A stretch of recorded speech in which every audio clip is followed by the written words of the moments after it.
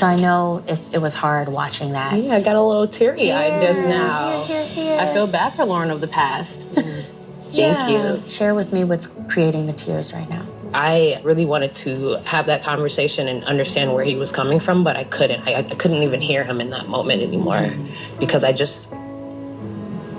feel safe. Okay, fair enough. Is there anything now, having watched that back, that you would have done differently? Oh, yes. I think that I could have been a little bit more curious instead of combative, but I was just so pissed off, honestly. No, I feel you. You know, as Black women culturally, we're made to feel like we're not allowed to have those feels. And the way that we communicate them is aggressive.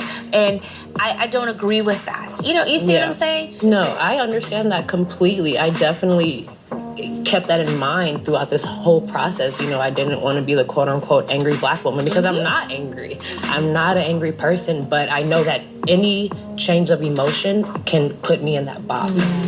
Person, I want to know your take on this conversation. You got those notes ready? I was like, if you need to pull your notes out, pull your notes out. I definitely would say I understand he was upset knowing the decision you made before marriage, but you have to take all that out the table because you're starting fresh with somebody else, and you can't hold things against somebody that has nothing to do with you. And I feel like you guys had started off on the wrong foot, and that happens in these marriages.